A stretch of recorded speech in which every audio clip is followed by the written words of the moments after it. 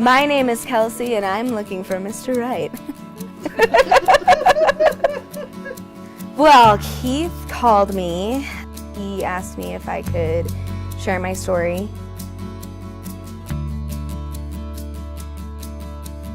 I grew up in a Christian home. My family is very involved in the church to this day still. I accepted Jesus into my heart when I was 5, and I didn't really know what a relationship with Jesus was like. You know, I just called myself a Christian, and we went to church, and you know, that was how I knew God. Jesus was a friend. He was there for me. Just someone I could talk to if there was no one else.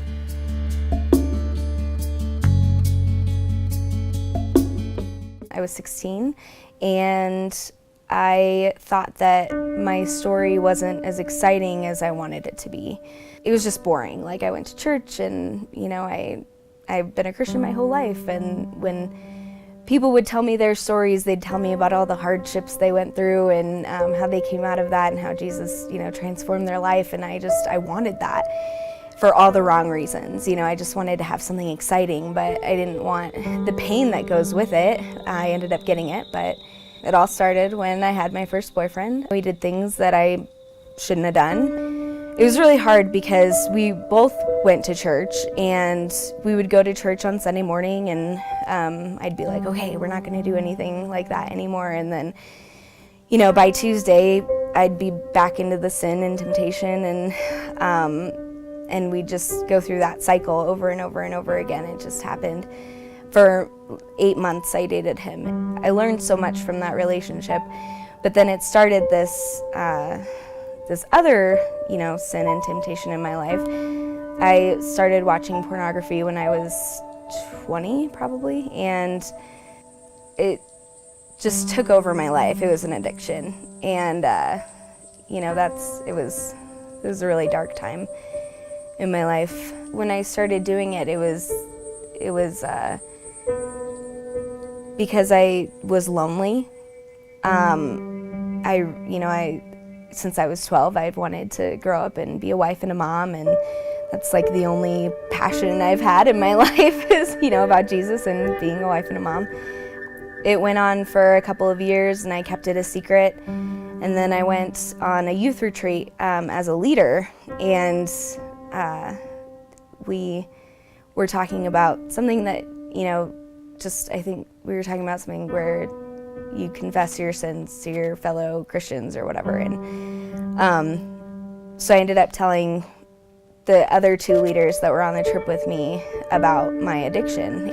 Well, you know, when I was growing up, I didn't hear that women struggled with pornography in the church. You know, all you heard about was that men struggled with it and that it was a guy thing. And so, you know, especially having that addiction and hearing over and over that, you know, men are the only people who struggle with it, that was hard for me, because I felt oh, you know, I'm not normal, and I'm the only one, and you know, what am I supposed to do, and I can't fix this, and all these different things.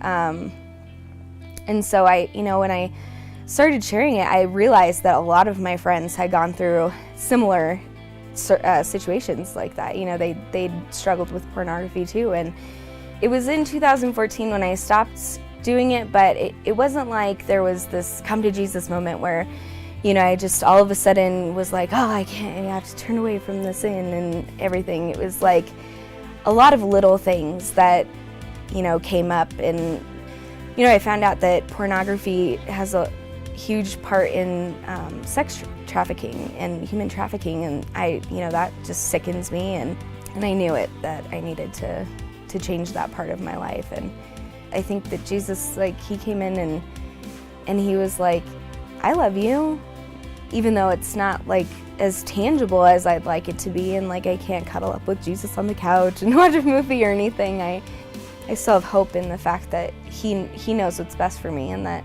he knows the desires of my heart. When you keep your sins in the dark, when you hide them from people, they hold a lot of power over you, and the devil uses that. And when you speak it out loud, when you say it, brings the sin into the light, and it dispels it. I mean, light dispels darkness. And when we talk about it and we share it with other people, it has less and less power over you. Somebody might be struggling with something that you don't even know, but if you share, your struggles with them, then they feel like they can open up and talk to you about what they're struggling with. The addiction doesn't have any hold over me anymore, and that's in my past. And now it means like having a relationship with God, just like He's my best friend. And now I am confident in who I am and who Jesus says I am. I am living proof of a loving God.